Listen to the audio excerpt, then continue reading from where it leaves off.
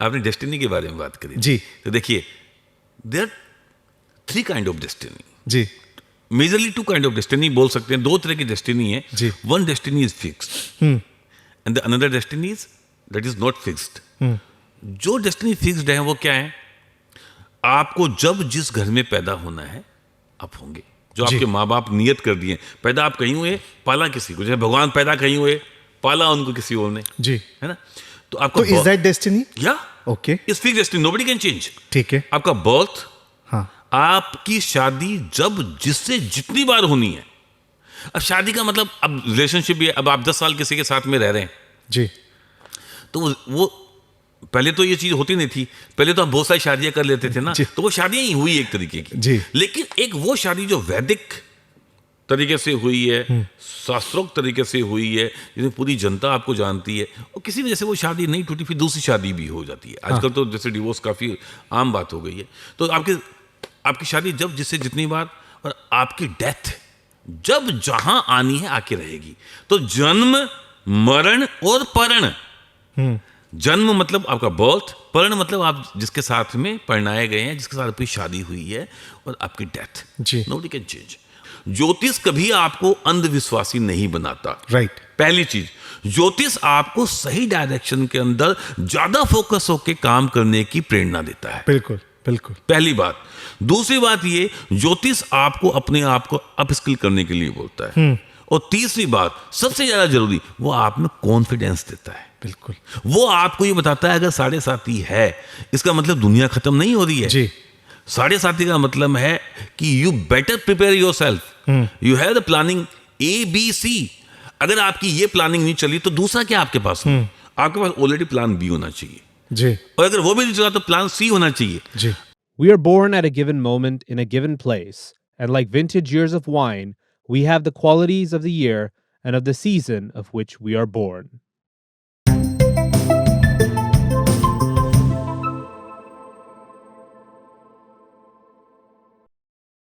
Hello and welcome to between us, make every conversation count. Between us के special episode में आप सबका स्वागत है। ये मेरे लिए बहुत ही स्पेशल और इमोशनल एपिसोड है, बिकॉज आज के एपिसोड में I have someone who is my coach, my mentor, my older brother, a father figure. और ये जो एपिसोड में आपके सामने आता हूँ और स्टोरीज़ शेयर करता हूँ, और मेरा खुद का जो सेल्फ ग्रोथ हुआ है वो आज के गेस्ट की वजह से है। उनका बहुत बड़ा हाथ है। And so this is going to be a very very interesting, happy, but most importantly very emotional conversation. So if I do get a bit emotional, please bear with me. Girish ji, आप हमारे एपिसोड में आए, आभार। Thank you. ये एक journey था जो मैंने कोविड में शुरू किया था, जहाँ पर मैंने पॉडकास्टिंग शुरू की थी, आप सब जानते हैं। और उसके बाद फिर मैं वापस अपने काम में चला गया। लेकिन मेरे मन में एक बात रह गई थी कि मैंने पॉडकास्टिंग शुरू क्यों की। क्योंकि मैंने आपसे एक बात सीखा है कि there are no coincidences in life, and what is meant to be is meant to be. So this is what is meant to be. You were supposed to be on my show, and you're appearing on a very special episode in the month of December.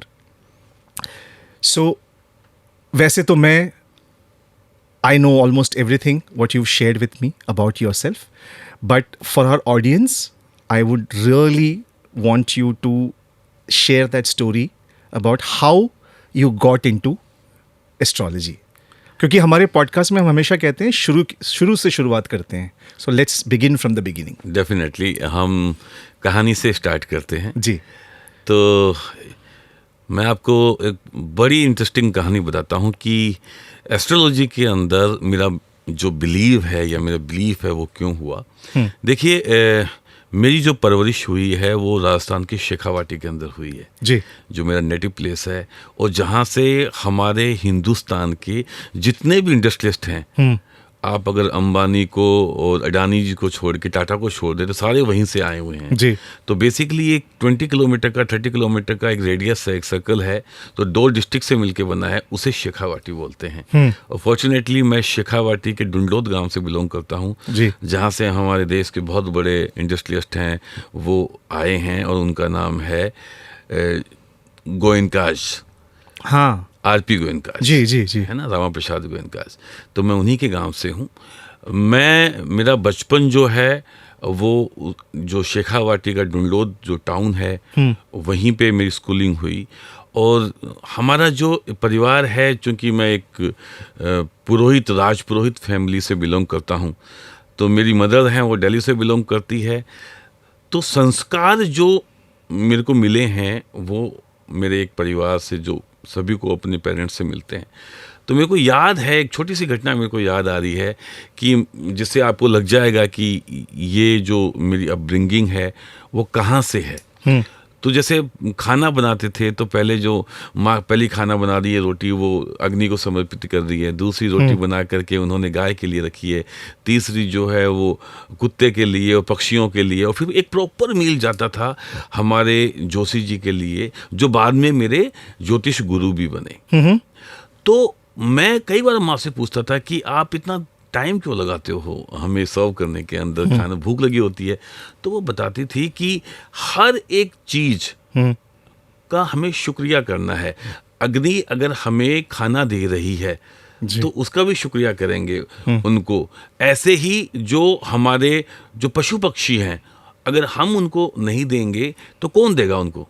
ऐसे ही हमारे जो ब्राह्मण देवता हैं, जो हमारे गुरुजन हैं, उनके लिए भी हमारा ये बनता है कि अगर आपने अपना कमाया हुआ खुद ही खाया और दूसरों को नहीं दिया तो उसका क्या मतलब है। तो वो एक अपब्रिंगिंग, एक संस्कार शुरू से जो है वो माता पिता ने दिए। तो वही जो हमारी जो जोशी जी थे, जिनके लिए एक प्रॉपर लंच रहता था, तो अक्सर ऐसा होता है हिंदुस्तान के अंदर सारी माएँ कहीं ना कहीं पे साल में 1-1.5 साल में और अपने बच्चों की कुंडलियां लेकर के पहुंच जाती है। जी जी, इंटरेस्टिंग। हाँ। तो मेरी माँ भी पहुंच जाती थी उनके पास में जी। और मैं उनको अक्सर बोलता था कि मैं आपकी एस्ट्रोलॉजी में बिलीव नहीं करता, because I always believe in logics, hard working और ह्यूमैनिटी, कि आप अगर अच्छे इंसान हैं, मेहनती हैं और ईश्वर को मानते हैं, माँ बाप का आशीर्वाद आपके साथ में है, तो आपको आगे बढ़ने से कोई रोक नहीं सकता। बिल्कुल। लेकिन हर बार मैं उनको बोलता था कि मैं आपकी बातें नहीं मानूंगा। एक दिन मैंने उनको, मेरे को लगता है कि मेरी बात उनको लग गई शायद, तो उन्होंने बोला कि ठीक है, तेरे पशु घात होगा, मतलब तेरे पशु से चोट लगेगी और तेरे हाथ के ऊपर अटैक आएगा या हाथ के ऊपर चोट लगने वाली। ये आपकी माता जी ने आपसे कही? ये हमारे वो जो गुरु जी थे जिनके लिए खाना जाता था, जो मेरे ज्योतिष गुरु हैं, ठीक है, मैं उनका नाम भी बता देता हूँ ऑडियंस को। उनका नाम है स्वर्गीय श्री प्रभुदत्त जोशी जी। अच्छा। जिनसे मैंने ये सीखा जी। और उसके बाद में आगे जाकर के मेरे को पूरा एक नॉलेज, एक्सपीरियंस बेस्ड नॉलेज दिया मेरे बड़े भाई प्रदीप भाई साहब ने, जिन्होंने मेरे को बहुत डिटेलिंग के अंदर ना केवल ज्योतिष सिखाया बल्कि जीवन जीने की कला भी मैंने उन्हीं से सीखी जी। और मुझे बहुत ये कहते हुए प्राउड फील हो रहा है कि आज भी मैं उनसे सीखता हूँ, आज भी उनके साथ में रहता हूँ। अच्छा। तो लगता है कि पंडित जी को मेरी बात बुरा लगी और उन्होंने बोला कि तेरा पशु घात होगा, पशु से चोट लगेगी, बात आई गई होगी। उस टाइम पे हम लोग कॉलेज जाते थे, तो ऑब्वियसली वो बहुत पुरानी बात है, तो साइकिल से कॉलेज से वापस आ रहे थे, वहाँ पे अचानक से कोई गाय और भैंस और बैल वगैरह भागते भागते आए मेरे साइकिलिंग के सामने और मैं गिरा और अचानक से बहुत ही तेज स्पीड में एक ट्रक सामने से निकल के पास से निकल के गया, तो मैं बाल बाल बचा उस दिन। द मोमेंट मैं गिरा तो एक ही बात मेरे दिमाग के अंदर बार बार गूंज रही थी कि लाइक उन्होंने इतना बढ़िया प्रेडिक्ट कैसे कर दिया। हाथ के लगी हुई है, दर्द भी हो रहा है, लेकिन दिमाग में एक सवाल बार बार जो है वो चोट कर रहा है कि ये कैसे हुआ। उसी वक्त मैं, चूंकि पास में ही घर था, गांव में जो हैं घर पासवासी होते हैं, तो मैं पहुंच गया अपनी साइकिल लेकर के कि दादाजी आपकी बात तो सही है, पर अब आप ये बताइए आपने बताया कैसे। तो वो बोले हंस करके कि पहले तू अपना इलाज करा के आ, फिर मैं तेरे को सिखाऊंगा। और है ना, पहले के लोगों की बात ही कुछ और होती थी। बड़े लोग होते थे, उनके दिल भी बहुत बड़े होते थे। वो मेरे को मना कर सकते थे ना, उन्होंने मेरे को विधिवत अपना शिष्य बना करके, और एक स्लेटी होती है जिसपे हम बल्टी से लिखते हैं, वो जो चौक होती है, उससे उन्होंने मेरे को सिखाया कि कैसे टाइम जो है वो कन्वर्ट करते हैं पंचांग से। क्योंकि हमारा जो ओल्ड हमारा जो वैदिक जो शास्त्र में जो ज्योतिष है, उनकी जो टाइमिंग है वो चलती है घड़ी, पल, विपल। जैसे 1 घंटे के अंदर 2 घड़ी, 2.25 घड़ी के आसपास का वक्त होता है, ऐसे ही जैसे हम मिनट्स को बोलते हैं, उसके अंदर जो है घड़ी, पल मतलब हुआ मिनट, और विपल मतलब हुआ सेकेंड्स। अच्छा। तो उसको हमने सीखा, और उसके बाद में उनको IST, इंडियन स्टैंडर्ड टाइम में कन्वर्ट करके, और फिर हम एक हॉरोस्कोप बनाते थे। तो गिरीश जी, पंचांग होता क्या है? पंचांग का मतलब बहुत क्लियर है, जिसके 5 अंग हैं। अच्छा। पंचांग। अच्छा, हाँ। तो इसके अंदर तिथि है, दिन है, वार है, उसके अलावा चंद्रमा है, और 1-2 चीजें, क्योंकि बहुत डिटेलिंग में हो जाएगा। लेकिन पंचांग का मतलब होता है कि 5 चीजों का तो हम बोलते हैं, लेकिन जैसे तिथि है, वार है, उस दिन का चंद्रमा है, उस दिन का जो योग है, जैसे हर दिन कुछ न कुछ योग, सिद्धि योग हैं, और नक्षत्र, हाँ, ठीक है, इन सब का एक सम्मिलित रूप से एक ही जगह पे जो आपको देखने के लिए जो पुस्तक मिल जाती है, हाँ, वो पंचांग है। और मुहूर्त जो है, हाँ, मुहूर्त इज द टाइमिंग, बेसिकली एक ऐसी टाइमिंग जिसके अंदर जो चीज आप करने जा रहे हैं। जैसे आपने सुना होगा कि शादी का मुहूर्त नहीं है अभी, है ना, देव सो गए हैं। तो इसका मतलब ये है कि शादी के लिए जो सबसे ज्यादा जरूरी जो प्लैनेट हम मानते हैं, वो मानते हैं बृहस्पति यानी जुपिटर, और वीनस, क्योंकि वो शुक्र जो है वो शादी के कारक हैं, वैवाहिक सुख के। जी। तो एक्चुअली में अगर बृहस्पति उदित नहीं है या शुक्र जो है वो उदित नहीं है, तो हम बोलेंगे कि तारा लग गया है, अभी शादी नहीं हो सकती।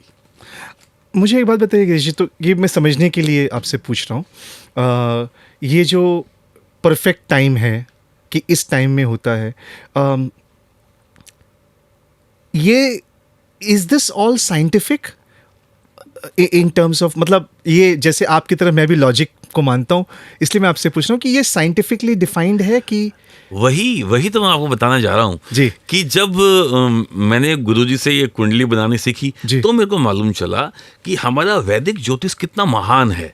जी। और हमारा नॉट ओनली द वैदिक ज्योतिष, बल्कि आप ये समझिए कि पूरा का पूरा जो हमारा जो ओल्ड ट्रेडिशनल हमारा जो सिस्टम है, एजुकेशनल सिस्टम है, वो बहुत महान है। अनफॉर्चुनेटली हम ऑलमोस्ट 1000 साल लोगों के गुलाम रहे या हमारे ऊपर अटैक्स हुए, तो हमारा जो महान ज्ञान था वो डिस्ट्रॉय कर दिया गया, पूरी तरह से नष्ट कर दिया गया, जला दिया गया उसको। आपको मालूम है नालंदा विश्वविद्यालय और बाकी की जो हमारी जो दूसरी विश्वविद्यालय तक्षशिला वगैरह हैं, वो महीनों महीनों जली थी। उस समय पे हमारे पास में लाखों किताबें हुआ करती थी हर एक सब्जेक्ट की। तो मतलब ये तो एक बात हुई कि आपने कहा कि बहुत सारी किताबों को जला दिया गया, सम वर प्रिजर्व्ड, राइट, कुछ बच गए थे जो बहुत कम। हाँ। एक्चुअली मैं आपको बताना चाहूँगा कि अभी हमारे पास में जो ज्योतिष का जो हमारे पास में जो नॉलेज है, जी, ठीक है, क्योंकि ऐसा होता था कि बहुत सारे लोग तो पहले अगर सपोज करो मेरे संतान नहीं है तो मैं किसी को बताऊंगा ही नहीं, जी, ठीक है, और लिए चला गया। लेकिन जो भी थोड़ा कुछ बचा हुआ है वो महज 5% है। अच्छा, 95% तो हमारे पास में 95% तो हमारे पास में है ही नहीं। जी। तो अभी ये स्पेस रिसर्च हो रहा है, स्टडी हो रहा है, लेकिन हाँ अभी भी हमारे दक्षिण भारत के अंदर, साउथ इंडिया के अंदर अभी भी एक वो परंपरा है जिसके अंदर पीढ़ी दर पीढ़ी वो चीज चलती आ रही है। उसी का एक पार्ट है नाड़ी शास्त्र, आपने सुना होगा, जी, जी, भृगु नाड़ी और नंदी नाड़ी। जी। तो वो अभी वहाँ पे अभी भी हमें बहुत सारी चीज़ें मिलती हैं जो पुरातन है, जिस पे शोध हो भी रहा है। इनफैक्ट हमारे डॉक्टर रमन जिनकी एक एस्ट्रोलॉजिकल मैगजीन भी आती थी, जी। अब उनकी शायद बेटी करी, तो बड़े अच्छा उनके पास में ज्ञान है। तो मैं आपको यही बताने की कोशिश कर रहा हूँ आप ही के सवाल को आगे बढ़ाते हुए कि जो आपने पूछा था कि ये एक साइंस है, जी। ज्योतिष एक साइंस है, क्या इसके भी कुछ नियम है जैसे कि साइंस के अंदर होते हैं? जी। तो जब मैंने उनसे पढ़ा तो मेरे को लगा कि इस कंप्लीटली साइंटिफिक, अच्छा। बल्कि आपको जान के आश्चर्य होगा कि देखिए ज्योतिष का मतलब क्या है। ज्योति ईश, भगवान की दी हुई वो ज्योति जो आपको अंधकार से प्रकाश की ओर ले जाए। That's such a beautiful definition Girish ji. ये हम पढ़ते भी नहीं है ना, कोई बोलते हैं इसके बारे में। ज्योति प्लस ईश, सो अंधेरे से रोशनी की तरफ जाने का रास्ता। और वो अंधेरा जो आपके मन के अंदर है, वो निराशा का हो सकता है, वो नाकामी का हो सकता है, वो किसी चीज को हासिल करने की चाह है लेकिन नहीं कर पा रहे हैं उसका हो सकता है जी। हर एक वो चीज जहां पे आपको लगता है कि आपके जीवन में या आपके कार्य क्षेत्र में अंधकार है, वहां से आपको ज्योतिष क्या है? रे ऑफ होप है। जी, एक exactly. एक जीवन की उम्मीद की किरण है। जी, जी। ठीक है। और सबसे बड़ी बात यह है कि ये आपको जान के और अच्छा लगेगा कि हमारे जो शास्त्र हैं उनमें जो लास्ट जो छठा शास्त्र है वो ज्योतिष शास्त्र है। तो ये इसका वैदिक आधार है पूरा का पूरा, इसीलिए जो हम वैदिक ज्योतिष बोलते हैं। और अगेन इसको आपको मैं बताऊं, आपको जान के और आश्चर्य होगा हमारी ऑडियंस को कि astronomy is the part of astrology. Astrology इतना बड़ा है कि जो एस्ट्रोनॉमी है हमारी वो उसका एक पार्ट है। हाँ। जैसे मैं आपको बताता हूं कि व्हाट इज एस्ट्रोलॉजी। एस्ट्रोलॉजी का मतलब ये है कि हमारे जो यूनिवर्स के अंदर, हमारे जो सौर मंडल में जो प्लैनेट हैं, हाँ। आप जानते हैं कि हर एक प्लैनेट का एक रोटेशनल टाइम होता है, बिल्कुल। और उनकी स्पीड होती है। जी। तो ऐसे ही हर एक प्लैनेट का जो वक्त होता है एक राशि से दूसरी राशि में जाने का। जी। अब जो राशि है वो भी बड़ी इंटरेस्टिंग है। देखिए हमने जो हमारे पूरे सौर मंडल को 360 डिग्री में डिवाइड किया और उसके हमने 12 पार्ट किए, 12 भाग किए, और हर एक भाग को हमने 30 डिग्री दी। तो 360 डिग्री के अंदर हमने हमारा जो सोलर सिस्टम का जो पूरा यूनिवर्स है उसको बांट दिया। अच्छा। अब सपोजिटली एक जो डायरेक्शन है 30 डिग्री का, अगर वो ईस्ट के अंदर इतने डिग्री से इतने डिग्री के बीच के अंदर है, और उसके अंदर जो मेजर वहाँ पे जो स्टार्स हैं, अगर आप उनको स्केच करोगे तो ऐसा लगेगा कि जैसे एक गोट, एक बकरी खड़ी है, तो उसका नाम हमने एरीज रख दिया। ओके। है सिमिलरली दूसरा जो 30 से 60 डिग्री का जो जोन है, वो पर्टिकुलर उसका एक डायरेक्शन है, उसके अंदर अगर आपने स्केच किया तो ऐसा लगेगा कि जैसे एक भेड़ खड़ी हुई है, तो हमने उसका टॉरस रख दिया। ऐसे ही जेमिनी के अंदर लगेगा कि एक पेड़ खड़ा हुआ है, तो उसका हमने मिथुन राशि नाम रख दिया। अब बड़ा इंटरेस्टिंग है कि हर एक प्लैनेट एक पर्टिकुलर जोन से, मतलब एक राशि से दूसरी राशि के अंदर जब ट्रैवल करेगा तो उसका एक फिक्स टाइम है। अच्छा। जैसे शनिदेव जो हैं वो अगर मेष राशि से टॉरस में अगर जाएंगे तो उनको 2.5 ईयर का वक्त लगेगा ही लगेगा। और ये सारी चीजें आज की हमारी जो एस्ट्रोनॉमी है वो उसको प्रूव करती है। एग्जैक्टली बिकॉज वो प्लानिटरी मूवमेंट ही है। ठीक है ना। जो आपने कहा कि 2.5 years का ट्रैवल टाइम है, so in do and correct my understanding Girish ji कि ये जो ट्रैवल टाइम है वो जब ट्रैवल करते हैं, does that also impact how our life? Definitely. देखिए मैं आपको एक बड़ा इंटरेस्टिंग एक एग्जांपल भी दूंगा, लेकिन इससे पहले मैं आपको थोड़ा सा और उसको बता देता हूँ। तो जैसे शनिदेव हैं वो 2.5 ईयर का वक्त लगते हैं एक पर्टिकुलर साइन से दूसरे साइन में जाने के लिए। तो इनका नाम भी ऐसे ही पड़ा क्योंकि पहले हमारे यहाँ पे संस्कृत चलती थी, तो हमने उनको बोला शनहि शनहि चरह, अर्थात जो धीरे धीरे विचरण करता है। शनहि शनहि चरह। हाँ। तो जो धीरे, अब कालांतर में जल्दी जल्दी अगर आप बोलोगे तो बोलोगे शनिचर शनिचर और शनिचर। ओके। तो इनका नाम पड़ गया शनिश्चर। हाँ। तो ये सबसे, इनको मंदी भी बोलते हैं, सबसे जो धीमी ग्रह से चलने वाले हैं। हाँ। लेकिन इनसे उलट अगर जो सबसे फास्ट प्लैनेट है तो वो है मून, चंद्रमा। वो 2.5 दिन के अंदर एक राशि से दूसरी राशि में चले जाते हैं जी। इसीलिए जब वो 15 दिन का जो हमारा पखवाड़ा होता है जिसे हम बोलते हैं कृष्ण पक्ष, ठीक है, तो वो पूरा एक एक पूरा एक साइकिल चल लेते हैं कृष्ण पक्ष में, फिर उसके बाद में वापस चलते हैं, ठीक है, जिसको हम शुक्ल पक्ष बोलते हैं, जबकि चंद्रमा उदित होते हैं और फुल मून हो जाता है पूरा का पूरा पूर्णमासी के ऊपर। अब सवाल ये है कि बाकी के प्लैनेट, तो बाकी के अधिकांश प्लैनेट जैसे मरकरी है, मार्स है, सन है, ये आप जानते हैं एक से 1.5 महीने के बीच में इनका मूवमेंट होता है, या वीनस है। लेकिन इनके अलावा 3 और प्लैनेट हैं जो कि टाइम लेते हैं। जैसे जुपिटर है, जुपिटर ऑलमोस्ट 1 साल 12 से 13 महीने का वक्त लगता है एक साइन से दूसरे साइन में जाने के लिए। ओके। एंड राहु केतु, आपको जान के ये बड़ा आश्चर्य होगा कि राहु केतु विजुअली अगर हम आंखों से देखेंगे तो हमें दिखने वाले प्लैनेट नहीं है, क्योंकि वो छाया ग्रह है, नोड्स हैं। तो वो बेसिकली अगर सारे प्लैनेट अगर राइट डायरेक्शन में चल रहे हैं, वो हमेशा एंटी क्लॉकवाइज चलेंगे। और वो नोड्स हैं, तो वो पूरा का पूरा एक साथ मूव करेंगे इस तरीके से, अच्छा। Angle wise. हाँ। तो ये छाया ग्रह है, तो इनका भी इम्पैक्ट है, हालांकि ये दिखते नहीं है।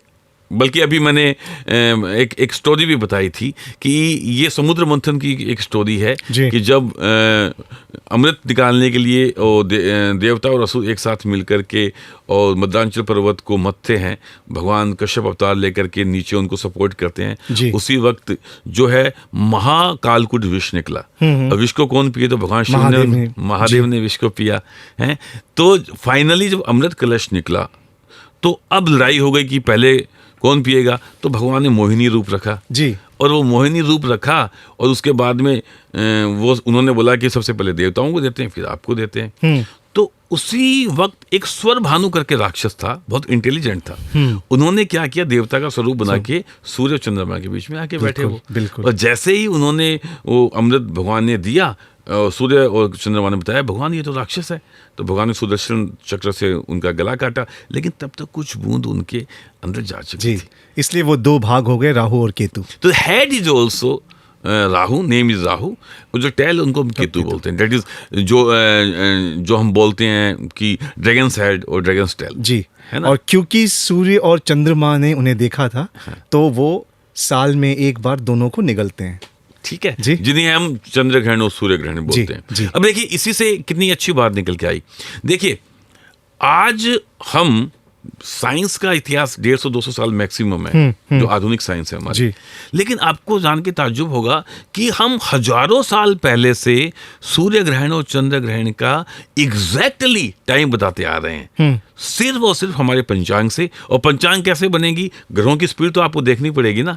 और ये जितने भी जंतर मंतर जो आप बने हुए हैं, जो ये सारी वेधशालाएं हैं, यहाँ पे हमारे जो खगोल शास्त्री होते थे बैठ करके और प्लैनेट की स्पीड को वॉच करते थे। करेक्ट। और उनसे बनते थे पंचांग। जी। और वो कितने एक्यूरेट होते थे कि आज भी हम हजारों साल पीछे का और हजारों साल आगे आने वाले सूर्य ग्रहण चंद्र ग्रहण को एग्जैक्टली बताते हैं, जो कि बिल्कुल हमारे आज की जो मॉडर्न साइंस है उनसे टैली करते हैं।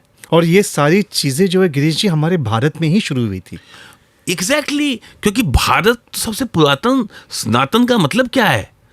सनातन का वर्ड का मतलब लिटरली मतलब है जो चला आ रहा है जी। सनातन जो है, जो था और जो आगे भी रहेगा। बिल्कुल, है ना। बिल्कुल। तो आप देखिए कि आज जो हम सारी की बातें हैं जो हमारे वेद शास्त्रों में लिखी हुई है, आज सब हम फॉलो करें।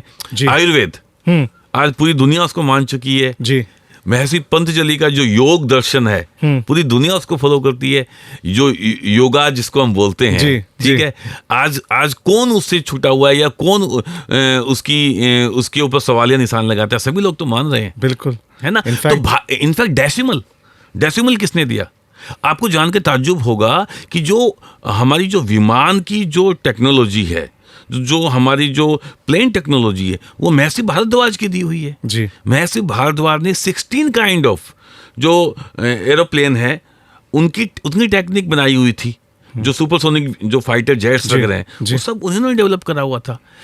आपको जान के बहुत अच्छा लगेगा कि जैसे आपने जगह जगह देखा है सुश्रुत ट्रॉमा सेंटर्स जी। तो सुश्रुत कौन थे? सुश्रुत एक ऋषि थे। और वो जो है शल्य चिकित्सा जो जिसे हम सर्जरी बोलते हैं, उसके सबसे बड़े विद्वान थे। ये जो ऋषि मुनि होते थे, ये सिर्फ राम राम थोड़ी करते थे। Correct. ये लोग बेसिकली ये सारी यूनिवर्सिटीज थी। जैसे महान हमारे जो साइंटिस्ट, मैं इनको साइंटिस्ट बोलता हूँ, जी। जैसे महर्षि अगस्त्य थे, ठीक है, ये साउथ की साइड के अंदर थे। और आपको जान के अच्छा लगेगा कि रावण कभी भी साउथ से आगे क्यों नहीं बढ़ पाया, क्योंकि वहां पे महर्षि अगस्त्य का पूरा एक किंगडम था, एक उन्होंने यूनिवर्सिटी बना रखी थी, जी। और वो वेपन टेक्नोलॉजी के माहिर थे। भगवान राम ने जब रावण का वध किया तो उन्हीं के दिए हुए बाण से किया।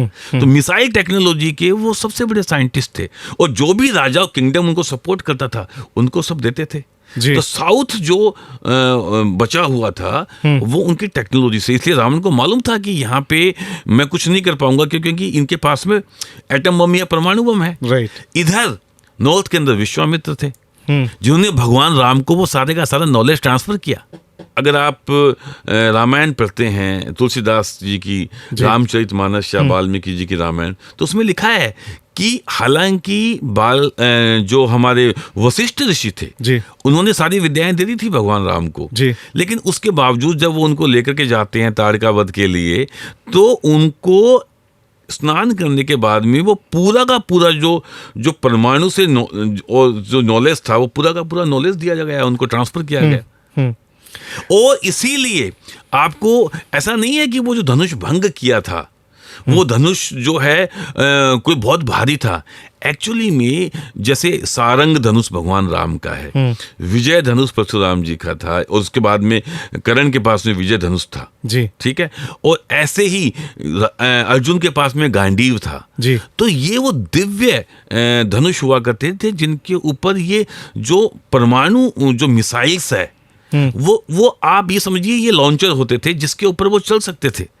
सामान्य धनुष के ऊपर थोड़ी चल सकते हैं वो जैसे आपने देखा होगा एपिसोड के अंदर कि ऐसे भगवान लगा के कुछ मंत्र बोल रहे हैं, तो एग्जैक्टली वो मंत्र नहीं होते थे, वो कमांड दी जा रही होती थी उनको, कि आपको इतनी दूरी पे जाके इतना बड़ा विस्फोट करना है। जी जी जी। पर वो इतने एडवांस थे कि अगर उन्होंने परमाणु बम छोड़ दिया तो पूरे के पूरे कंट्री का नाश नहीं होता था। वो एक लिमिटेड एक्सेस के ऊपर जाकर के विध्वंस करते थे, जो आज हम नहीं कर पा रहे हैं। बल्कि आज हमारी मिसाइल्स कितनी बड़ी बड़ी होती थी, और उस टाइम पे देखो कितनी छोटी सी होती थी कि वो अपने यहाँ पे कैरी करते थे उसको। जी। तो हमारा महाभारत जो आज से 5000 साल पहले हुआ, वो इतना डेवलप्ड हमारा टाइम था, जो कि अनफॉर्चुनेटली दो भाइयों के बीच में लड़ाई की वजह से खत्म हो गया। उस टाइम का हमारा आर्किटेक्ट देखिए कि जब दुर्योधन इंद्रप्रस्थ में जाता है राजसूय यज्ञ के अंदर, जब युधिष्ठिर का जो किंगडम बन जाता है, तो वो एक जगह पे अपने कपड़े ऊपर कर लेता है कि यहाँ पे पानी है, जबकि वहाँ पे पानी नहीं था। और एक जगह पे जहाँ पे लगा कि यहाँ पे पूरा समतल है, जहाँ पे वो चलता है तो नीचे गिर जाता है, वहाँ पे पानी था। तो पुराना हमारा जो आर्किटेक्ट है, जो हमारा बेस्ट काल है, अभी भी साउथ में देखिए जो मंदिर बने हुए हैं, जो बच गए हैं इतने अच्छे, वो उनकी टेक्नोलॉजी देख करके अभी भी लगेगा कि उस समय पे जब साइंस का जन्म भी नहीं हुआ था, इतना महान ये हमारा जो स्थापत्य जो काल था, जिसके अंदर हमारा इतना बेहतर आर्किटेक्ट था, वो कैसे संभव हुआ? तो उनके पास में था ना कि कितना एक्यूरेसी थी उनकी, कि एक सेंटीमीटर भी कुछ इधर से उधर नहीं हो सकती थी। Girish ji, now this was really an eye opener, क्योंकि बहुत सारी चीज़ें तो मुझे खुद भी नहीं मालूम थी। Coming back to Vedic astrology, how different is it from the western astrology? कुछ डिफरेंस है या सिर्फ जैसे आपने अभी कहा कि गोट इज एरीज, तो is there, I know that western zodiac science are based on sun, और हमारे if my understanding is correct, हमारे जो Vedic astrology is largely dependent on the moon sign.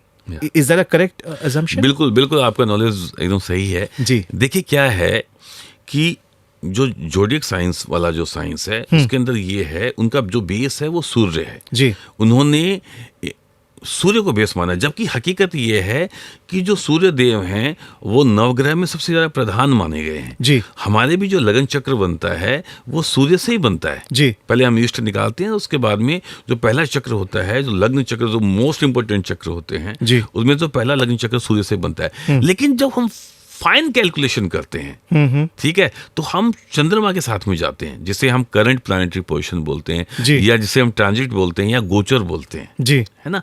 तो देखिए ये एक्चुअली में इतना विशाल विज्ञान है कि 7 जन्म भी कम पड़ते हैं ज्योतिष सीखने के लिए। जी। पिछले 32 सालों से मैं ज्योतिष का स्टूडेंट हूँ, और अभी भी मेरे को लगता है कि मेरे को 1% भी ज्योतिष नहीं आई है। तो मैं इसको आपको एक बड़ा ही एक इंटरेस्टिंग, एक साइंटिफिक आपको एक तरीका बताता हूँ कि साइंस के साथ में ये कैसे जेल करता है। आप देखिए, हमारा जो मुख्य ग्रह है जिसपे हमारी ज्योतिष चलती है वो है सूर्यदेव। अगर हम अपनी जिंदगी में से सूर्यदेव को निकाल देते हैं जी तो क्या बचता है? अंधेरा। और सूर्यदेव का मतलब रेज। तो basically astrology is the game of planet की रेज एंड स्पीड, दैट्स जी। It and nothing. अब देखिए, सूर्य की किरण अगर हमारे जीवन का होना या ना होना बताता है, तो बाकी के प्लैनेट्स की भी तो रेज आएंगी ना अर्थ के ऊपर। बिल्कुल बिल्कुल। चलो दूसरा प्लैनेट में लेता हूं, मून। चंद्रमा की रेज से क्या आते हैं? टाइड्स, बिल्कुल शीतलता आती है ना।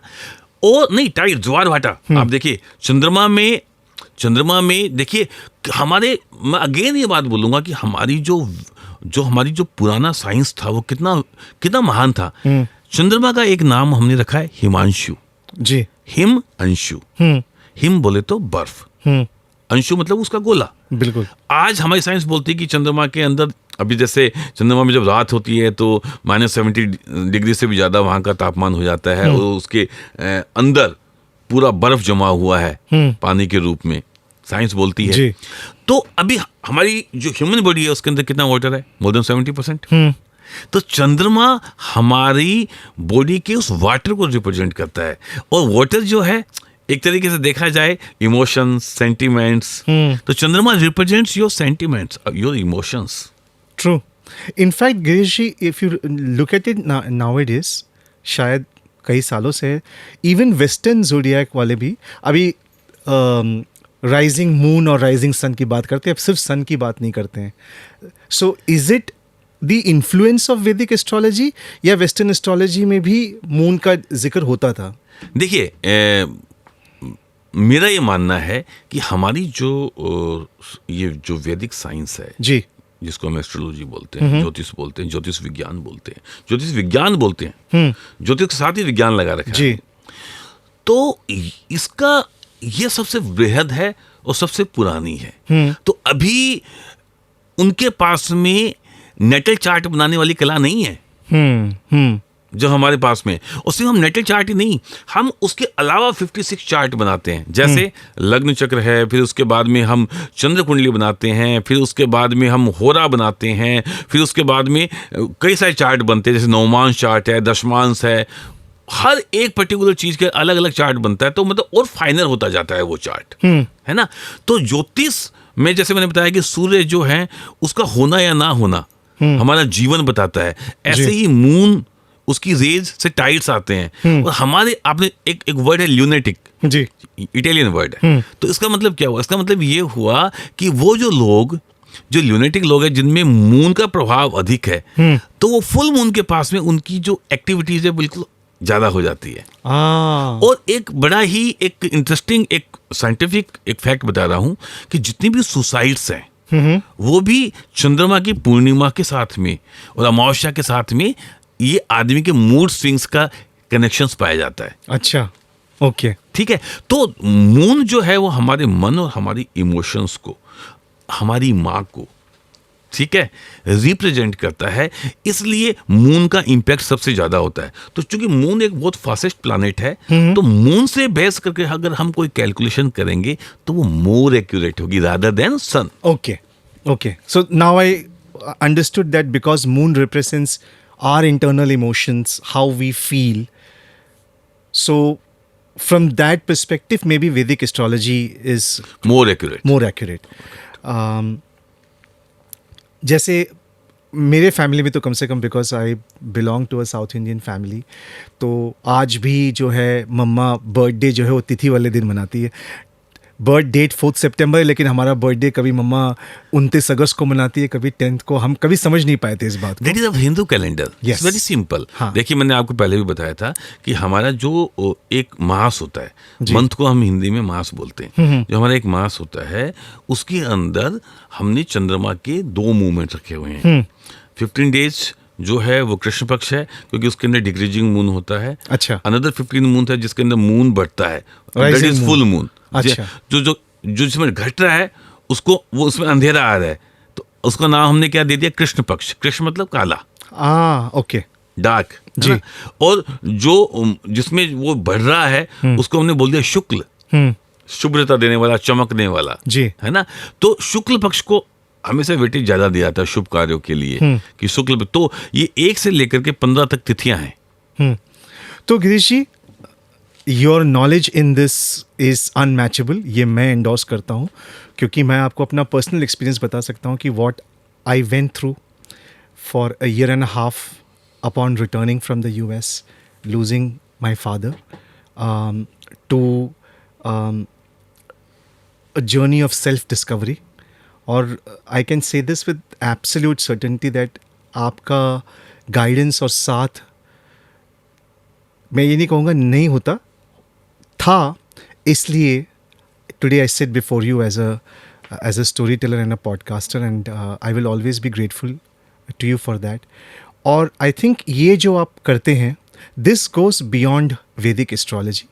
आपके टाइटल में एक टर्मिनोलॉजी है, एस्ट्रो लाइफ कोच।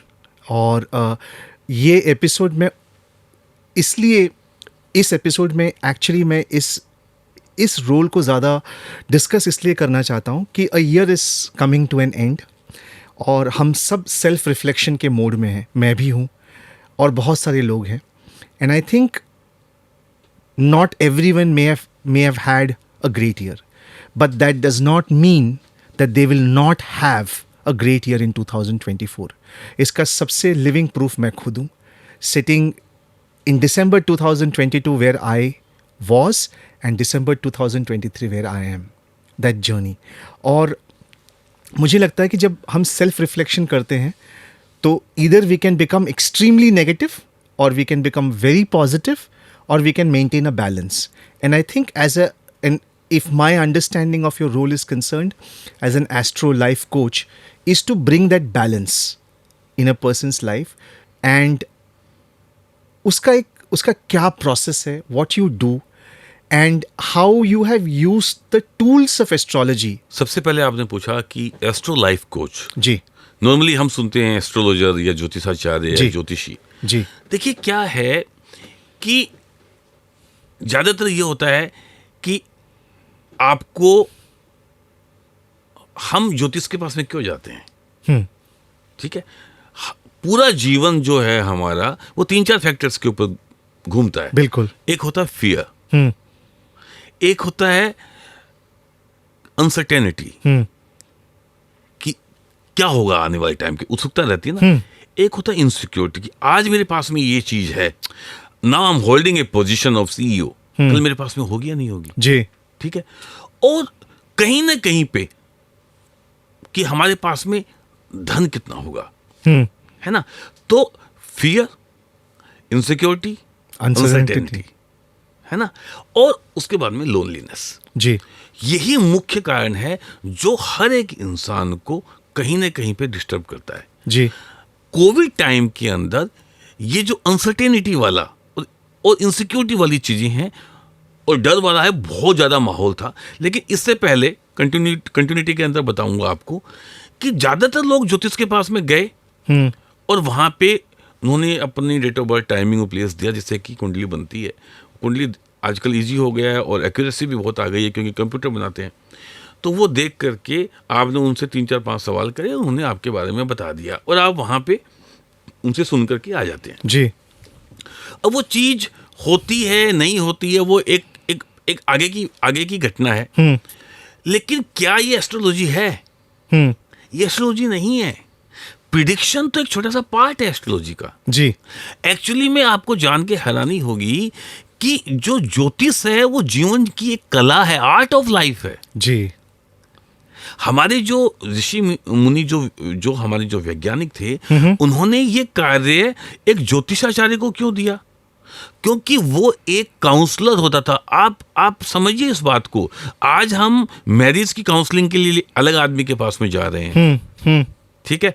आज अगर हमारा बच्चा स्लो लर्नर था, किसी और के पास में जा रहे हैं। आज हम डिप्रेशन में हैं तो किसी और के पास में जा रहे हैं।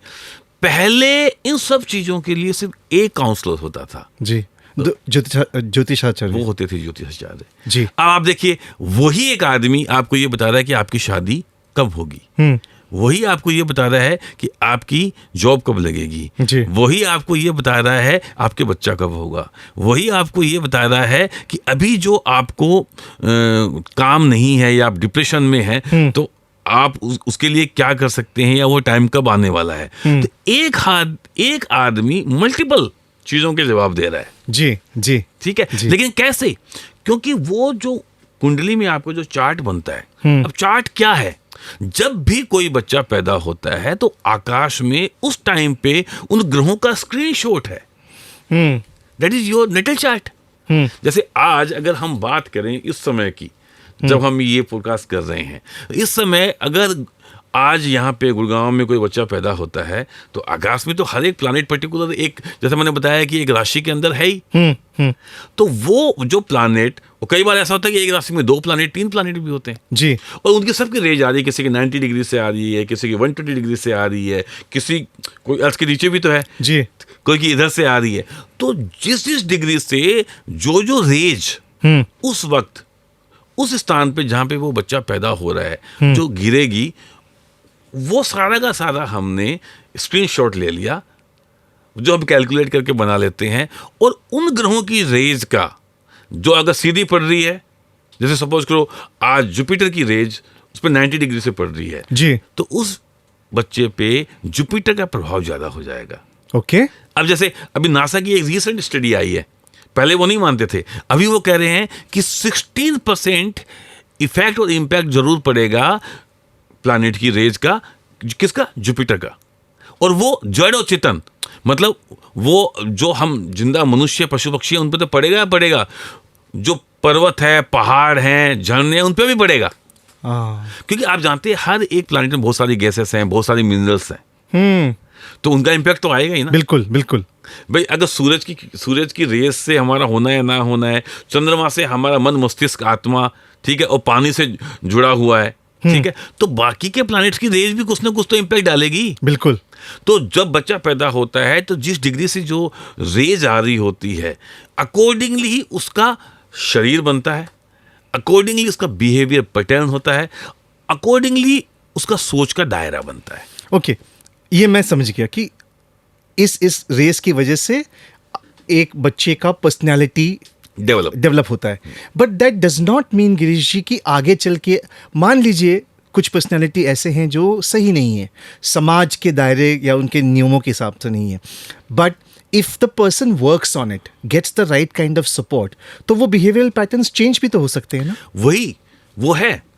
अब इसका आगे का सवाल बताता हूं। जैसे क्या हुआ कि हमारी एस्ट्रोलॉजी के अंदर या ज्योतिष शास्त्र के अंदर हर एक प्लैनेट बहुत सारी चीजों को रिप्रेजेंट करता है। जी। जैसे मार्स है वो माइंड्स को रिप्रेजेंट करता है, मार्स है वो ब्लड को रिप्रेजेंट करता है, मार्स है वो प्रॉपर्टी को रिप्रेजेंट करता है, आर्मी को रिप्रेजेंट करता है, पुलिस को रिप्रेजेंट करता है, ठीक है। अब देखिए एक बहुत ही बढ़िया एग्जांपल दे रहा हूं कि मैंने बताया कि मार्स ब्लड को भी रिप्रेजेंट करता है, ठीक है जी। तो जो आर्मी में जो बंदा है वो गोलीबारी करेगा तो रक्त बहाएगा या अपना खुद का रक्त बहेगा, रक्त इन्वॉल्व हुआ है। मार्स इज ए वॉरियर, तो सेनापति है वो देवताओं का, तो उसका काम वही हुआ, फ्रंट पे जाके लड़ाई करने का। तो आप जितने भी आर्मी वाले लोग हैं, पुलिस के लोग हैं, उनमें देखिएगा उनका मार्स बढ़िया होगा। ऐसे ही जितने भी अच्छे जो हमारे स्पोर्ट्स के अंदर हमारे खिलाड़ी हैं, उनका मार्स अच्छा होगा। लेकिन बात जब खून की आती है तो खून के साथ में जो रोज का काम होता है वो होता है हमारे सर्जरी वाले, हमारे सर्जन का। हाँ ठीक है जी। वो रोज चाकू चलाते हैं जी। अगर यही राहु के साथ में या मार्स की पोजीशन खराब है तो एक आदमी और है जो चाकू चलाता है, जो किलर होते हैं, हाँ ठीक है, वो भी खून बहा रहे हैं जी, और रोज बहा रहे हैं, चाकू मार के बहा रहे हैं या गोली मार के बहा रहे हैं, और एक और किसी इंसान को बचाने के लिए बहा रहे हैं। तो डिपेंड कि आपका कुंडली में मार्स कैसा है। कुंडली में मार्स कैसा है is one point definitely Girish, but at the same time हमारा जो सर्कमस्टेंस है, जो हमारा एनवायरनमेंट है, वो भी will definitely play a role. हाँ, वो करेगा। देखिए, जब आपकी एक फिक्स कुंडली बन जाती है, जी, ठीक है, जैसे आपकी कुंडली में जुपिटर अच्छे हैं, हाँ। तो हमें समझ में आता है कि इनका जो नॉलेज है, ये पढ़ाई के लिए बहुत जिज्ञासु रहेंगे, या इनका एकेडमिक बैकग्राउंड है वो बहुत अच्छा होगा। वो अगर बहुत ज़्यादा बढ़िया है तो वो जुडिशरी से जुड़ सकते हैं। अगर मून के साथ में उनका ब्लेंड बन रहा है, तो गजकेसरी योग बन रहा है, तो वो अपने फील्ड के अंदर एक्सीलेंट करने वाले हैं। बट फिर भी उसे पढ़ाई करना पड़ेगा, उसे नॉलेज सीख करना पड़ेगा, तभी वो अपने स्किल सेट्स को यूटिलाइज कर पाएगा। देखिए, एक चीज़ आप मान लीजिए, जी, मैं आपको ये क्लियर कर दूं कि ज्योतिष का मतलब ये नहीं है कि आप काम करना बंद कर दो। बिल्कुल। ज्योतिष का मतलब यही है कि आपको काम करना है, लेकिन कौन से डायरेक्शन में करना है, ये बात आपको बताएगा। जी। जैसे आपने लाइफ कोच की बात करी, तो ज्योतिष ने प्रेडिक्शन दे दी, लेकिन लाइफ कोच क्या करता है? लाइफ कोच, जैसे इस वक्त अगर आपको जुपिटर की महादशा है, अब वो तो 16 साल की होती है जी, तो 16 साल अगर किसी का जुपिटर खराब है तो वो बैड थोड़ी जाएगा, जी, ठीक है। Correct. या हमने बोल दिया कि उपाय करने से ये हो जाएगा, तो हो जाएगा क्या? वो जुपिटर के जो बेसिक टेस्ट्स है, जो उसके गुण धर्म है, जी, वो आपके अंदर हैं। तो एक लाइफ कोच क्या करता है, वो आपको पूरा पढ़ लेता है। जी। वो आपके अंदर आपकी स्ट्रेंथ और आपकी वीकनेस से सबसे भली भांति परिचित होता है। जी, a life coach. Life coach, हाँ। तो वो क्या करता है, वो ये देखता है कि आप कहाँ पे इस पीरियड में डिसीजन मेकिंग में गलती कर सकते हैं। जी, वो ये देखता है कि ये आदमी यहाँ पे लैग कर रहा है, क्योंकि हर आदमी को ग्रोथ चाहिए, जी, ठीक है। किसी को करियर ग्रोथ चाहिए, किसी को स्पिरिचुअल ग्रोथ चाहिए, तो उसके लिए वो आपको आपकी सक्सेस जर्नी में आपके साथ साथ चलता है। जी, वो आपको गाइड करता है, लेकिन अगेन चलना आपको है, मेहनत आपको करना है। मैं आपको बोलूंगा कि अगर आपको सीईओ बनना है तो 9 to 5 की जॉब में आप नहीं बन सकते। आपको आगे बढ़कर के चीजों को लेना होगा, स्वीकार करना होगा, चैलेंजेस फेस करने पड़ेंगे, अपने आप को अप स्किल करना पड़ेगा। आपको अब 9 to 5 नहीं, हो सकता है आपको 9 to 10 काम करना पड़े रात तक, ठीक है। आपको एक एग्जाम्पल सेट करना पड़ेगा, आप में लीडरशिप क्वालिटीज होनी चाहिए। जो चीज आपको नहीं आ रही वो सीखनी पड़ेगी। अब आप अगर इसको पर्सनल ईगो से लोगे कि मेरी उन्होंने इंसल्ट कर दी, या मैं तो इतना बड़ा हूं, ठीक है, एक आज का एक अहमदाबाद से पढ़ा हुआ एमबी मेरे को सिखाएगा क्या? देखिए, यहाँ पे पर्सनली नहीं कर सकते, क्योंकि उनको नॉलेज है, वो टेक्नोलॉजी को जानते हैं, आप नहीं जानते हैं, राइट। तो आप टेक्नोलॉजी सीखिए ना। जब आप टेक्नोलॉजी के साथ में अपना एक्सपीरियंस मिलाएंगे तो डेफिनेटली अच्छा रिजल्ट आएगी। यही बात मैं उनको बताने की कोशिश करता हूँ। तो बेसिकली आप ये जान लीजिए कि आप एक जंगल से निकल के जा रहे हैं, जी, ठीक एंड है, यू नीड अ गाइड। तो वो जंगल के कौन से रास्ते पे पहाड़ है, कौन से रास्ते पे नदी है, कौन से रास्ते के ऊपर लुटेरे मिलने वाले हैं, कहाँ पे जंगली जानवर मिलने वाले हैं, वो सारा जो पाथ फाइंडर जो है, वो आपका एक एस्ट्रो लाइफ कोच है। वो आपके साथ में टॉर्च लेके चल रहा है, जी। चल आप ही रहे हैं। कांटों से भी आपको बचना है, वहाँ के जो वाइल्ड जो जितने भी एनिमल्स हैं उनसे भी आपको बचना है, जी। और वहाँ पे जितने भी जो तालाब हैं, कीचड़ हैं, कांटे हैं, सबसे आप ही को चल के बचना है, और आपके डेस्टिनेशन पे भी आप ही को पहुँचना है। लेकिन उस डेस्टिनेशन में, उस सक्सेसफुल जर्नी के अंदर आपके थ्रू आउट आपके जो साथ चलेगा, जी, वो होगा Astro Life आपका Coach. Astro life coach. I want to clarify it here that I said life coach, but Girish ji is an astro life coach. So please note the difference, because I think life coach का एक specific rule होता है, but when you add the astrology part of it, where I think एक perfect blend हो जाता है हाँ, उसमें। यहाँ पे मेरे को एज मिल जाता है। हाँ। देखिए क्या होता है, लाइफ कोच जो है वो आपको सुन करके और आपकी जो प्रॉब्लम्स है उसके अंदर आपको सॉल्यूशन देते हैं, ठीक है। मेरे को मालूम होता है कि इनका टेम्परामेंट जो है वो कहाँ पे आउट हो रहा है, और ठीक है, किसको किस तरह का सोल्यूशन देना चाहिए। एग्जैक्टली। जी। और आज भी मैं आपको बता रहा हूँ कि जब आप मेरे सामने बैठते हैं जी। और मैं आपके बिना बताए आपके बारे में बता देता हूँ सब कुछ, जी तो ऑटोमेटिकली आपका जो एक मेरी बातों का मानने वाला जो एक तरीका है ना, एक साइकोलॉजी बदल जाती है। जी। ठीक है, जिसे आप रेस्पेक्ट बोल लीजिए या कुछ भी बोल लीजिए। जी। तो आपके बिना बताए जो बात आप मेरे को 5 सीटिंग में 2-2 घंटे की सीटिंग में मेरे को बताते हो, वो बात आपको सिर्फ 5 मिनट में बता रहा हूँ, जी तो ऑब्वियसली आप मेरे से कनेक्ट करेंगे ना। जी तब मैं फिर बताऊंगा आपको कि आपको अगर रिलेशनशिप की प्रॉब्लम है तो हमें आपकी इन एरियाज पे काम करना है। ठीक है, अगर आपको ग्रोथ लेवल पे काम करना है तो आपके इन लेवल्स पे आपको हमें काम करना है। जी। आपके टेम्परामेंटल इशू को हमें, क्योंकि मेरे को मालूम है आपकी वीकनेस और स्ट्रेंथ क्या है, जी। तो मुझे आपकी वीकनेस कम करनी है और स्ट्रेंथ पे खेलना है, जी जो मैं जानता हूं। और मेरे को ये भी मालूम है कि इसका करंट प्लानिटरी पोजीशन अभी ठीक नहीं है, तो इसका मतलब ये तो नहीं है हाथ पे हाथ रख के बैठ जाएंगे। देखिए, ज्योतिष कभी आपको अंधविश्वासी नहीं बनाता। राइट। पहली चीज, ज्योतिष आपको सही डायरेक्शन के अंदर ज्यादा फोकस होकर काम करने की प्रेरणा देता है। बिल्कुल बिल्कुल। पहली बात। दूसरी बात ये, ज्योतिष आपको अपने आप को अपस्किल करने के लिए बोलता है। और तीसरी बात, सबसे ज्यादा जरूरी, वो आप में कॉन्फिडेंस देता है। बिल्कुल। वो आपको ये बताता है अगर 7.5 है, इसका मतलब दुनिया खत्म नहीं हो रही है। जी। 7.5 का मतलब है कि you better prepare your self, you have the planning ABC। अगर आपकी ये प्लानिंग नहीं चली तो दूसरा क्या आपके पास है? आपके पास ऑलरेडी प्लान B होना चाहिए, जी और अगर वो भी नहीं चला तो प्लान C होना चाहिए। जी नॉर्मली क्या होता है कि एक सेट लाइफ चल रही होती है और आदमी उसका यूज टू जाता है, हम उसके आदी हो जाते हैं, आदत बन जाती है ना। दुख का कारण आदत है। जी ठीक है, हम कहते हैं ना कि यार रिलेशनशिप में ही बोलते हैं कि सर मैं उसके बिना जी नहीं सकता, तो मैं बोलता तो 3 साल तो हुए हैं अभी उसको जिंदगी में आए हो, अब तू बोल रहा है जी नहीं सकता।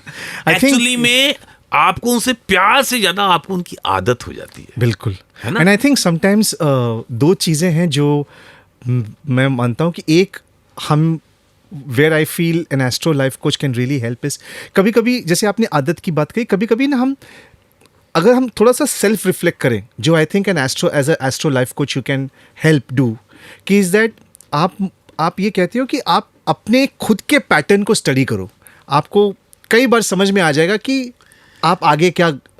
अनफॉर्चुनेटली हम स्टडी कर कहाँ पाते हैं। हाँ क्योंकि वो तभी कर पाते हो जी। जब आप उससे डिस्कनेक्ट होते हो। करेक्ट। डिस्कनेक्ट कहाँ होते हैं? हम तो उस पर्टिकुलर, या तो हम पास्ट में जी रहे होते हैं, जी, ठीक है, या जो हमारे पास में नहीं है। मैंने बताया ना कि हमारा दुख क्या है, फियर, कि मैं इसको खो ना दूं, खो दिया है तो मैं उसको वापस कैसे प्राप्त करूं। जी, ठीक है, तो ये आपको समझने की जरूरी है कि आपका जो फोकस, जी, वही जो चला गया है वो तो चला गया है ना। राइट।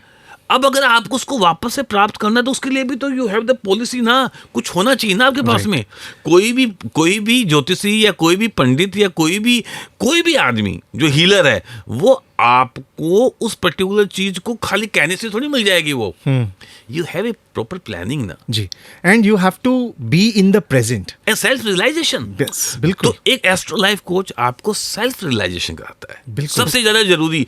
और मेरा ये मानना है कि जब इंसान अपने आप को समझ जाता है तो वो 70% कामयाब हो जाता है। Absolutely. क्योंकि मैं ये समझता हूं कि मेरे अंदर कमियां क्या है, मेरे को आगे बढ़ने के लिए मेरे को कौन सा रास्ता चुनना है। जी, तो फिर करना क्या है? खाली मेरे को आपको अलाइन ही करना है ना, आपकी माइंड बॉडी सोल को अलाइन करना है। और जब ये अलाइन हो गया तो आप सक्सेसफुल है। आई थिंक जैसे ये बात मैं हमेशा कहता हूँ कि ये जो हम यूनिवर्स की बात करते हैं वो हमारे अंदर है।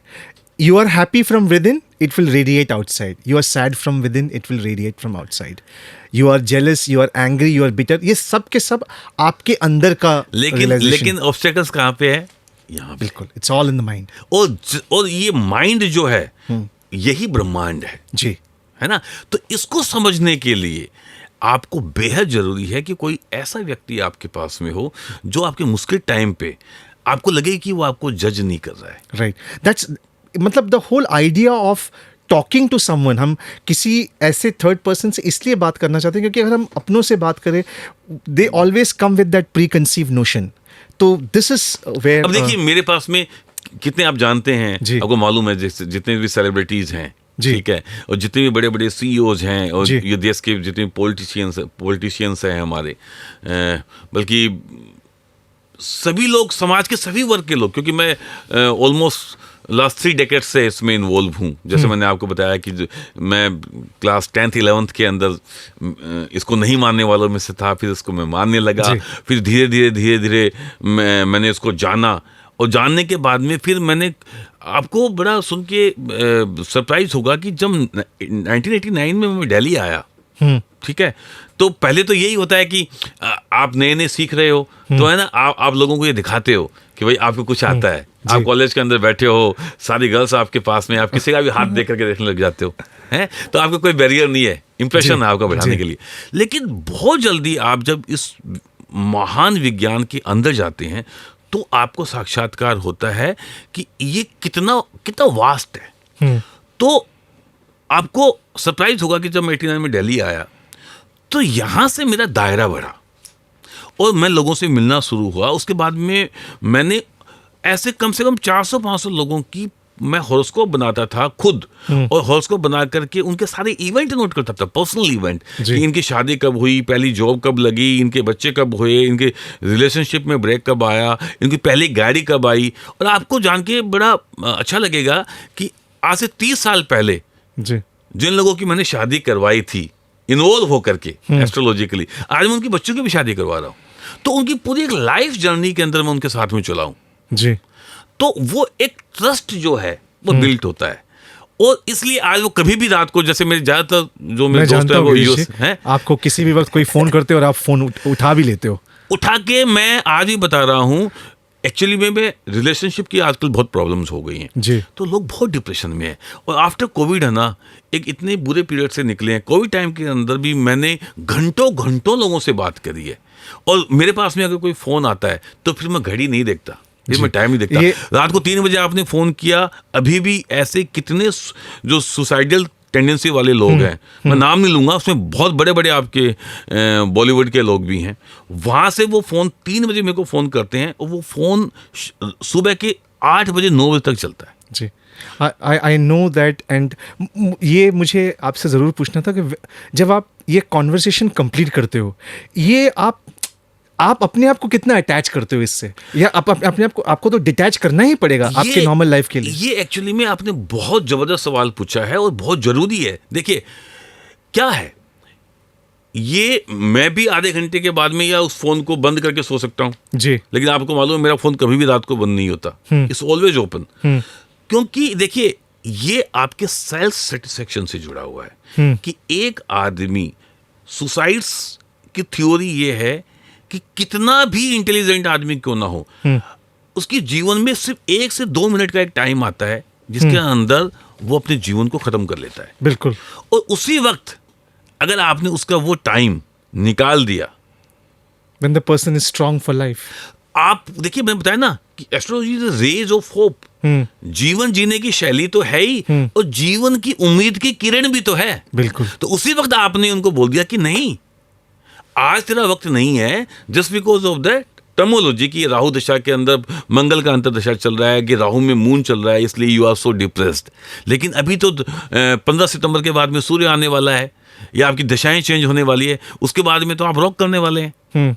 तो 15 दिन आप अपने आप को नहीं रोक सकते क्या? अगर आपने 10 महीने इतनी तकलीफ आई तो 15 दिन की तो बात है। तो वो 15 दिन अगर आपने 15 दिन की या 1 महीने की या 5 महीने की आस में अगर वो आपने वो टाइम निकाल दिया, एंड ड्यूरिंग द टाइम मैं उनको प्रिपेयर करता हूँ फिर जी, कि अब हमें ये करना है, अब हमें ये करना है, अब हमें ये करना है। और जो आपके साइंटिफिकली एक अप्रोच होती है, ठीक है, तो वो मंजिल तो आपको मिलेगी ना। बिल्कुल, बिल्कुल। क्योंकि आपके जो फ्लॉज होते हैं, आपकी जो कमियां होती हैं, उन कमियों को जान करके आपको एक रेमेडी के रूप में कोई चीज़ दी जा रही है, तो आप वहाँ पे जाते हैं, उसी वक्त वो आपका टाइमिंग फैक्टर भी आ जाता है और आप हिट हो जाते हैं। अब बहुत सारे ऐसे एक्टर्स हैं जो एक टाइम के बाद में, क्योंकि देखिए क्या होता है कि एज एक ऐसी चीज़ है जो हर किसी इंसान के लाइफ में आती है। तो आज आप बहुत पॉपुलर हैं, ठीक है, लेकिन एक ऐसा लीन पीरियड आता है जिसके अंदर आपको कोई, देखिए जब आप लाइमलाइट में होते हैं ना, तो आपको उसकी आदत पड़ जाती है जी। आप जहाँ जाते हैं वहाँ पे आपको वीवीआईपी ट्रीटमेंट मिलता है, आप पे हजारों फ्लैशेस आपके साथ एक साथ पड़ते हैं, और फिर जब वो चीज़ें, वो एक पीरियड आता है तब आपको कोई पूछता भी नहीं है, तो आप सोचिए आप कितने डिप्रेशन में होते हो। राइट। लेकिन मैं उनको बताता हूँ कि नहीं, जिंदगी यहाँ खत्म नहीं हुई है। आपकी आर्ट तो आपके अंदर है ना जी। और आप क्या आपको एक आर्टिस्ट को क्या चाहिए? एक आर्टिस्ट को चाहिए लोगों की दाद, लोग उनके काम पे तालियां बजाएं, उनको असली में वही चाहिए। राइट। ठीक है, तो आज थैंकफुली मैं उनको बोलता हूँ कि क्या हुआ, अगर हम फिल्म वर्ल्ड में नहीं चल रहे हैं तो आपकी एक्टिंग तो कोई आपसे लेके नहीं गया ना। बिल्कुल। अब थैंकफुली अब तो इतने प्लेटफॉर्म आ गए, OTT आ गया है, तो उसके बाद में ऐसा बहुत बार हुआ है कि एक पर्टिकुलर मॉडल में वो नहीं चले हैं तो दूसरे मॉडल में वो हिट हुए हैं। ऐसे बहुत सारे एग्जांपल्स हैं। बिल्कुल। And this is not just for an artist or for any profession and in life in general. देखिए, मैं आपको बता रहा हूँ कि ज़्यादातर क्या होता है कि जैसे मेरे पास में कोई कॉल आता है कि सर हम इस एज ग्रुप में हैं और हमारी ग्रोथ रुक गई है। ठीक है, हमने यहाँ पे 15 साल काम किया है, पहले हमारी तरक्की बहुत अच्छी हो रही थी, पिछले 3 साल से हम आगे नहीं बढ़ पा रहे हैं। ठीक है, तो अब हमारी दशा देखिए। हमारे कार सिर्फ दोस्त बताया, किसी ने बोला हमारे 7.5 चल रही है। तो देखिए 7.5 कार सब दोस्त शनि महादशा तो सभी को चलती है। अब 7.5 में हमारे देश के सबसे लोकप्रिय नेता जी प्रधानमंत्री बने जी, नरेंद्र मोदी और जी। अभी इस करंट ढैया के अंदर उनका करिश्मा आप सबने देखा ही। सो मैं ये थोड़ी देर बाद पूछने वाला था, जो आपने एक्यूरेट प्रेडिक्शन की राजस्थान के बारे में, जी। एंड प्लस आई थिंक आपने आउटसाइड टेलीविजन भी MP और छत्तीसगढ़ के बारे में ही बोला था कि ये इस तरह से होगा रिजल्ट्स, बीजेपी की सरकार आएगी, और आपने ये भी कहा था ये प्रधानमंत्री नरेंद्र मोदी जी की करिश्मा है। और मैंने आपके इंटरव्यू में आपने कहा था उनका दहिया चल रहा है, इसके बावजूद जैसे अभी आपने बताया उनके ही छवि पर ये इलेक्शन जीती गई, क्योंकि मुझे नहीं लगता कि कोई भी स्टेट में कोई और था बैलेट पे, वो खुद थे। बिल्कुल बिल्कुल, उनके फेस वैल्यू पे चुनाव लड़ा गया। इनफैक्ट अभी कल तो जो ऑपोजिट के जो लीडर हैं अधीर रंजन, उन्होंने खुद बोला BJP is nothing, BJP means mister Modi. Mister Modi को अगर निकाल देते हैं तो कुछ भी नहीं है। बिल्कुल। आप देखिए कितना बड़ा एक ये स्टेटमेंट है कि नेता विपक्ष प्रतिपक्ष ये बोल रहे हैं कि एक व्यक्ति का करिश्मा, और ये करिश्मा मोदी जी का अगर हम डीपली एनालाइज करें, उनके व्यक्तित्व का, उनकी हार्ड वर्किंग का, उनकी इंटेलिजेंस का, उनकी इन्वॉल्वमेंट का, उनका लोकप्रिय नेता बनने का, और आप देखिए वो कहाँ से आए हैं। राजयोग यही तो होता है। आज मैं राजा के परिवार में पैदा हो गया और मैं राजा की जिंदगी जी रहा हूं, तो वो तो राजयोग है ही ना। लेकिन राजयोग वो है कि एक वो बच्चा जो समाज के सबसे नीचे के वर्ग से जी, जिसकी माँ ने इतनी मेहनत करके लोगों के घर में काम करके उनको पाला, और उस चीज का उनको गर्व है, तो होना भी चाहिए। और वहां से उनकी जो सक्सेसफुल जर्नी आज यहां तक पहुंची कि विश्व में आज भारत को अग्रणी माना जाता है। आई थिंक आज G20 देखिए आप, G20 ही नहीं, अभी आप देखिए जो हमारे भारत का जो रिस्पेक्ट है इंटरनेशनल कंट्रीज में बहुत ज़्यादा है। और मुझे नहीं लगता कि it's only a matter of time before we truly become the Vishwa Guru which we already वर। हम कहीं खो गए थे। और मुझे लगता है मोदी जी की जो मुझे सबसे अच्छी बात ये लगती है कि मैंने उनको करीब से 1 या 2 बार अपना मेक इन इंडिया कॉन्क्लेव में 2016 में देखा है। I think razor sharp focus, dedication, vision, self-confidence, and absolute love for the country. I think true patriot है वो. I feel extremely proud to say this that मैं US से वापस आने के बाद there were times when I could have easily gone back, or I think the confidence अपने country, अपने भारत को तो हमेशा ही love करता था, but एक अजीबोगरीब प्राइड और आ गया उनकी वजह से। मतलब इट्स बीन अमेजिंग। और सो आपका ये प्रिडिक्शन अबाउट इलेक्शंस, अगर मैं आपसे पूछूं, and I would be very honoured कि हमारे प्लेटफॉर्म पे ये बात आपने पहली कही हो, 2024 मोदी जी के नेतृत्व में क्या बीजेपी की सरकार फिर से आएगी? मैं आपको बता रहा हूँ 2024 नहीं, टिल 2028 जी, जब तक उनकी मंगल की महादशा है जी, वो भारत को इतना आगे लेके जाएंगे कि हमें और आपको फक्र होगा कि हम भारतवासी हैं और हम मोदी जी के राज में हैं। जी। क्योंकि देखिए क्या होता है, यहाँ पे मैं अब इंडिविजुअल मोदी जी से हट करके एक कुंडली पे आता हूँ। जी। किसी भी कुंडली के अंदर हम्म। जो मुख्य चीज निर्धारित होती है वो लग्नेश होता है। जी। लग्नेश का मतलब जब आप पैदा हुए थे तो कुंडली का जो 12 भाव होते हैं, ये बड़ी इंटरेस्टिंग है कि हर एक भाव बहुत सारी बातों को बताता है। जी। जैसे मैं बहुत जल्दी से बता देता हूँ कि जो पहला भाव होता है वो बताता है आपके बारे में, आप कैसे हो, आपकी कद काठी कैसी है, आपकी सोच कैसी है, हैं? आपकी आपकी आपकी फिजिक कैसी है। अच्छा। सेकंड हाउस बताता है आपकी एक आंख के बारे में और आपकी स्पीकिंग, आपकी स्पीच, आपकी वाक पटुता के बारे में, आप कितना अच्छा बोलते हैं, मोटा मोटी। और धन भाव, वो धन जो पेरेंट्स से आपको मिला है। ओके। ठीक है, इसके अलावा भी बहुत सारी बातें बताते हैं, मैं आपको मेन चीज बता रहा हूँ। जी। तो थर्ड हाउस होता है, वो बताता है आपके भाई, आपके बहन के बारे में, सिबलिंग के बारे में।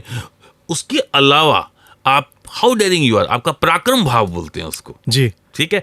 फोर्थ हाउस बताता है आपकी मदर के बारे में, जी। डोमेस्टिक हैप्पीनेस के बारे में, व्हीकल के बारे में। फिफ्थ हाउस बताता है आपकी इंटेलिजेंस के बारे में, आपकी एजुकेशन के बारे में, आपके बच्चों के बारे में, है ना। उसके अलावा तो सिक्स्थ हाउस होता है, वो बताता है आपके एनिमीज के बारे में, कॉन्स्पिरेसी, आपके खिलाफ जो षड्यंत्र होते हैं उसके बारे में, जहर, पॉइजन। ठीक है, तो ये अशुभ भाव एक तरीके से हो गया। और इसको बोलते हैं रिपु और रोग स्थान। रिपु बोलते हैं दुश्मन को, ठीक है, और रोग तो आप जानते ही हैं। हेल्थ। हाँ, हेल्थ, डिजीज। सेवंथ हाउस बताता है आपकी मैरिटल हैप्पीनेस के बारे में, आपके लाइफ पार्टनर के बारे में, जी। And day to day life के बारे में और पार्टनरशिप के बारे में भी। जी। अगेन एट्थ हाउस बताता है आपकी डेथ के बारे में, अच्छा। तो मृत्यु भाव बोलते हैं। लेकिन उसके अलावा यहाँ पे जो वेस्टर्न जो थ्योरी है वो एट्थ हाउस को ना छुपा हुआ खजाना बताते हैं। अच्छा। हाँ, तो वो इसको बड़ा रहस्यमय भाव मानते। हम भी इसको जो साधना का भाव होता है ना, जैसे आप अगर बड़े बड़े महापुरुषों की कुंडली देखेंगे जिन्होंने साधना करी है, तपस्या करी है और नई चीज प्राप्त करके समाज को दी है, जी। तो उनकी एट्थ हाउस के अंदर सूर्य के साथ में कोई ना कोई कैलकुलेशन योग बनता है, सूर्य केतु या सूर्य राहु, इस तरीके का। हालांकि ये हम अशुभ मानते हैं, लेकिन आत्मा का कारक है सूर्य। तो सूर्य जो है, जो अपने आत्मा के अंदर देखता है तभी तो कुछ मालूम चलेगा ना। तो eighth house is the house of death. उसके बाद में ninth house, one of the best house, जो आजकल की जनरेशन जो बोलती हैं लक हाउस, कि हमारा लक कब काम करेगा। हाँ। आपका इस वर्ड जो है लक, हाँ, मतलब एक तो है कि कुछ चीज़ें डेस्टिन्ड होती है, बट आई थिंक लक, आप इस बात को मानते हैं कि लक फेवर्स द ब्रेव, कि अगर आप आपके अंदर वो करेज हो to take that step forward, आप अपने कंफर्ट जोन से बाहर निकल के अपने ड्रीम को चेस करते हो, तब लक ज़्यादा आपके साथ देती है? मैं सबसे पहले तो आपकी तारीफ करूंगा, क्योंकि मैंने बहुत जगह इंटरव्यूज दिए हैं, पर इतना डिटेल में एक सवाल में 5 सवाल पूछने वाला मुझे आप मिले। जैसे कि अभी आपने लक के बारे में पूछा जी। लेकिन लक से पहले वाली जो चीज जो आपने पूछी वो सबसे बड़ी बात है, वो है डेस्टाइन्ड, डेस्टिनी। तो एक्चुअली में मेरे पास जब भी कोई आता है कंसल्टेंसी के लिए, तो मेरा पहला सवाल यही होता है, why you believe in astrology. जी। जी। तो वो कहते सर नहीं, ऐसा है कि मेरे को किसी ने बताया कि ऐसे भविष्य होता है, ये अंगूठी पहनने से ऐसा हो जाता है। तो मैं इनको बोलता हूँ कि नहीं, तुम किसी के पास में भी सिर्फ इसलिए मत जाओ कि किसी ने तुम्हें बताया है, पहले तुम ये जानो कि तुम क्यों जा रहे हो। बिल्कुल, वाई, तुम्हें वहां से मिलना क्या है। हाँ। और अप्लाई कैसे करोगे। तुम्हें किसी ने कुछ भी बोल दिया और तुम उसको मानने लग गए, और उसके बाद में एक टाइम के बाद में वो चीज नहीं होगी, तो तुम भारत के इतने महान विज्ञान को गालियां निकालने लग जाते हो। जी। आज हुआ क्या है, सबसे बड़ी बात है कि हमारा ये महान विज्ञान, जिसको एक तो कमर्शलाइज इतना ज्यादा हो गया कि गली गली में आपको ज्योतिषाचार्य मिल जाएंगे। लेकिन आप विश्वास करिए, मैं आपको बता रहा हूं कि इस महान विज्ञान की इतनी घोर उपेक्षा हो गई है। क्यों? क्योंकि लोगों को नॉलेज नहीं है। हम जाते हैं, 2-3 बात हमारे बारे में, आज आप मेरे पास में आइए, मैंने आपको 10 बात बताई, 3 बात हो भी गई, कि 5 बात नहीं भी हुई।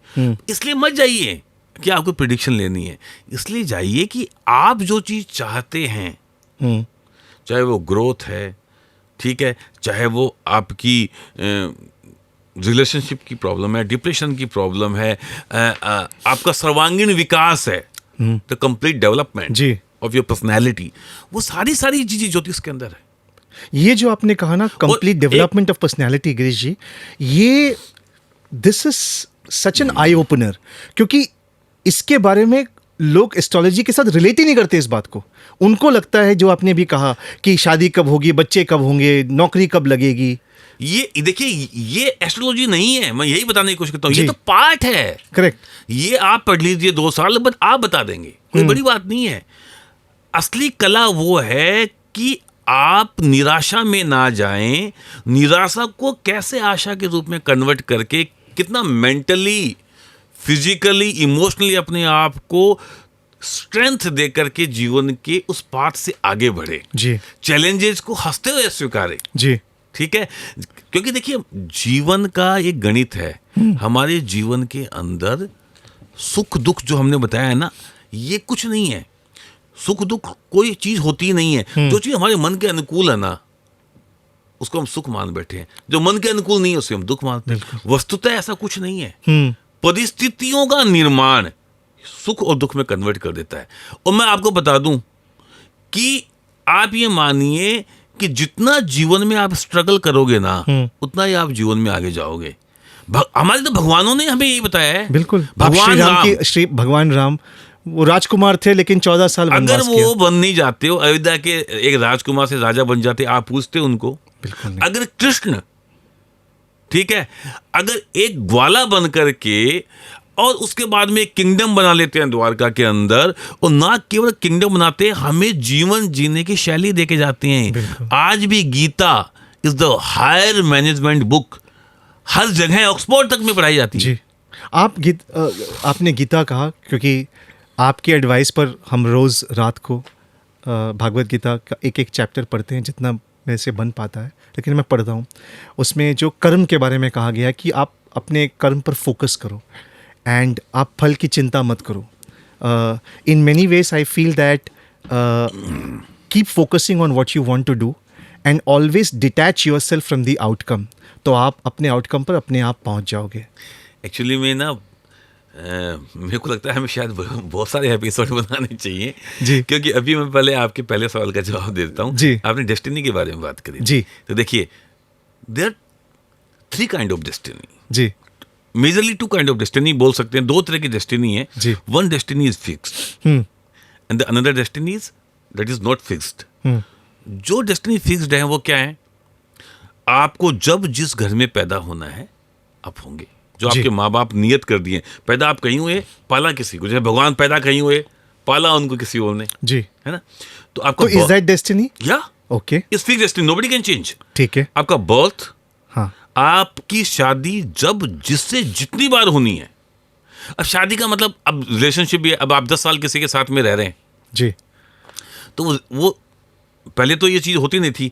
पहले तो हम बहुत सारी शादियां कर लेते थे ना, जी। तो वो शादियां ही हुई एक तरीके की। जी। लेकिन एक वो शादी जो वैदिक तरीके से हुई है, शास्त्रोक्त तरीके से हुई है, जिसमें पूरी जनता आपको जानती है, और किसी वजह से वो शादी नहीं टूटी, फिर दूसरी शादी भी हो जाती है। आजकल तो जैसे डिवोर्स काफी आम बात हो गई है। तो आपकी शादी जब जिससे जितनी बार, और आपकी डेथ जब जहां आनी है आके रहेगी।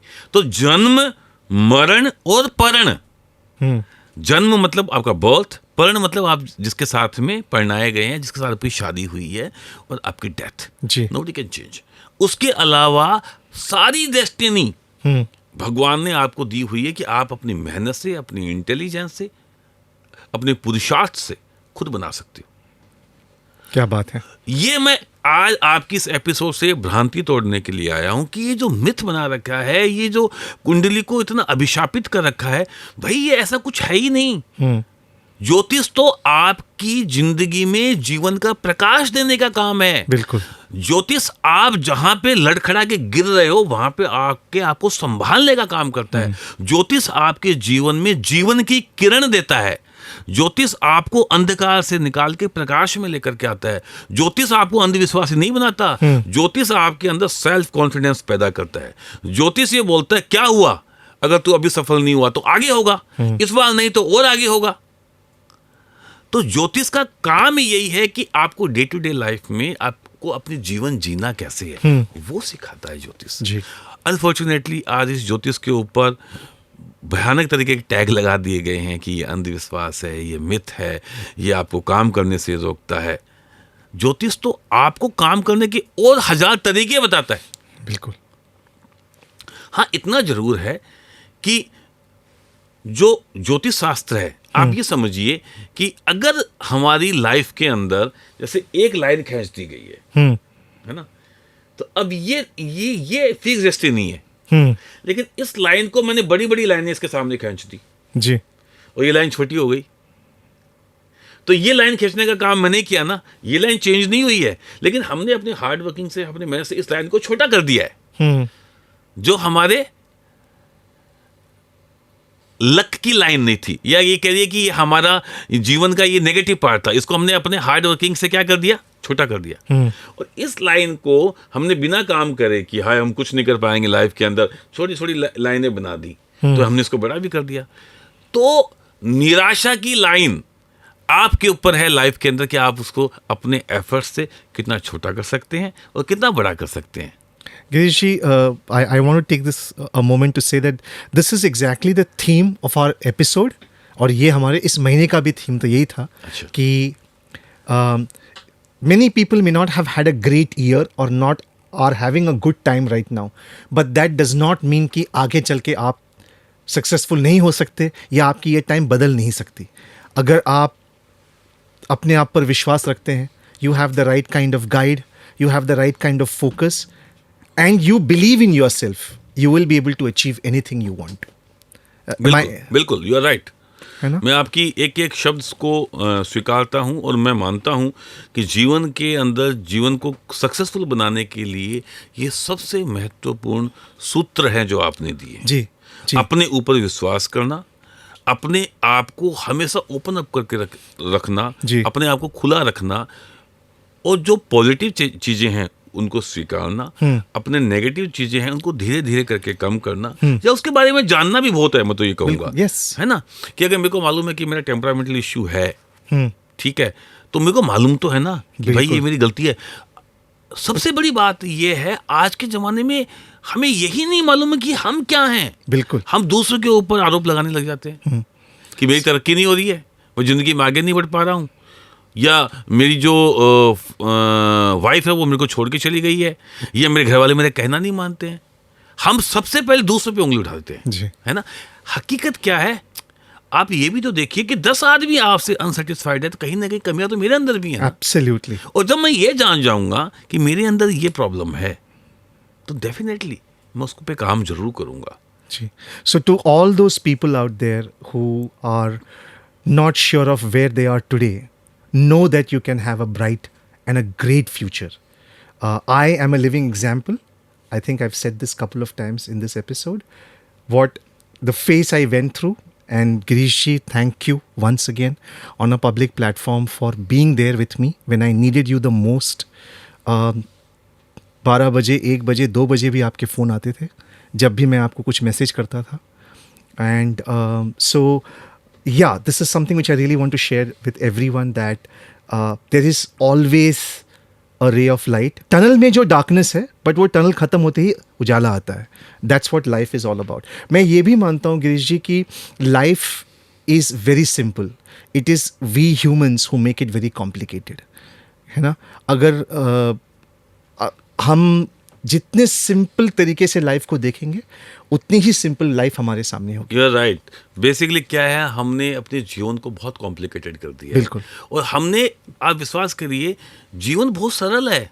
और आप देखिए, आप ज़्यादा दूर मत जाइए, हमारे जो पेरेंट्स थे, हमारे जो फादर थे या उनके पिताजी थे, वो कितने सिंपल थे. उनको कभी स्ट्रेस हुआ देखा आपने? कभी भी नहीं हुआ. अगर हुआ भी है तो उन्होंने लिया ही नहीं. उनको मालूम है कि भाई एक हद तक मेरा काम एफर्ट करने का है. और मैं बल्कि आपके इस एपिसोड से आज के जो हमारे यूथ है उनको ये एक मैसेज भी देना चाहता हूँ कि देखिए, हुआ क्या है कि आज का जो यूथ है ना, वो एक कल्चर में जी रहा है जिसको मैंने नाम दिया एटीएम कल्चर. ठीक है. क्योंकि अभी क्या हो रहा है कि जैसे हमें कोई भी चीज चाहिए तो हमने गूगल किया, फट से हमें मालूम चल गया. हमें ऑर्डर देना है, हमने स्विगी पे या कहीं पे भी हमने ऑर्डर किया, अमेजोन पे ऑर्डर किया, वो चीज़ हमारे पास में पहुंच जाती है 10 मिनट में, 15 मिनट के अंदर। जी। जिंदगी ऐसा है, जिंदगी ऐसी नहीं है, जिंदगी ऐसे नहीं चलती। जिंदगी में आपको इन्वेस्ट करना पड़ता है, रिलेशनशिप में आपको इन्वेस्ट करना पड़ता है ना। तो हर चीज ऐसा नहीं है कि आपने यहाँ का हेड स्वाइप किया, वहां पे आपको चीज मिल गई। रिलेशनशिप की और जीवन की बात आएगी तो वहां पे आपको इन्वेस्ट करना पड़ेगा। जब आप इन्वेस्ट करेंगे तो उसमें टाइम लगेगा, और जब टाइम लगेगा तो वो चीज उसके बाद में मिलेगी, उसके लिए आपको सब्र चाहिए। आज क्या है, आज सबसे बड़ी बात है कि आपके पास में आप टेक्निकली बहुत साउंड है, ये एक अच्छी बात है। हार्ड वर्किंग है आज का युवा, उसके पास में टैलेंट है, वो इंटेलिजेंट है, ठीक है, उसमें आगे बढ़ने की भूख है जी। कोई चीज उसके पास में नहीं है तो वो है पेशेंस, है ना। तो पेशेंस की जरूरत है, क्योंकि जहां पे आपको धैर्य की आवश्यकता है वहां पे आपको रखना पड़ेगा। जल्दीबाजी करके आपको कुछ नहीं मिलने वाला, क्योंकि कुछ चीजें समय के साथ ही होती है। बिल्कुल, वो जो कहते हैं ना कि श्रद्धा और सबूरी, faith and patience will take you places. Self-care, self-realization, self-reflection is what is the need of the hour. चलिए कुछ इंटरेस्टिंग और बातें करते हैं। 2024 आप कैसे देखते हैं फ्रॉम अ वर्ल्ड पर्सपेक्टिव, कैसे देखते हैं भारत के लिए, एंड अगर थोड़ा सा अलग अलग राशियों के लिए कैसा रहेगा बताएंगे तो बहुत अच्छा रहेगा। 2024 मोदी जी के नेतृत्व में क्या बीजेपी की सरकार फिर से आएगी? मैं आपको बता रहा हूं 2024 नहीं, टिल 2028 जी जब तक उनकी मंगल की महादशा है, जी वो भारत को इतना आगे लेके जाएंगे कि हमें और आपको फक्र होगा कि हम भारतवासी हैं और हम मोदी जी के राज में हैं। स्टमक का जरूर ध्यान रखिए, क्योंकि मेष राशि वालों को स्टमक की प्रॉब्लम हो सकती है, तो अपना जो डाइट है उसके ऊपर आपको ज़्यादा ध्यान देने की जरूरत है। ओवरऑल 2024 हर तरीके से मेष राशि के लिए बढ़िया है, अगर वो अपने खर्चों पे कंट्रोल करने की कला सीख जाए तो। ओके। दूसरी बात करेंगे हम वृषभ राशि की जी। और वृषभ राशि के लिए स्थिति थोड़ी सी मैं कहूँगा कि अब बेटर होने जाने वाली है, क्योंकि अभी वृषभ राशि का कुछ समय एक साल से ज़्यादा बढ़िया नहीं है। अगर वो जॉब में है तो वो बहुत एफर्ट कर रहे हैं, लेकिन उसके अकॉर्डिंगली उनकी ग्रोथ नहीं हो रही है। ऐसे ही रिलेशनशिप में भी उनको बहुत प्रॉब्लम्स आ रही हैं।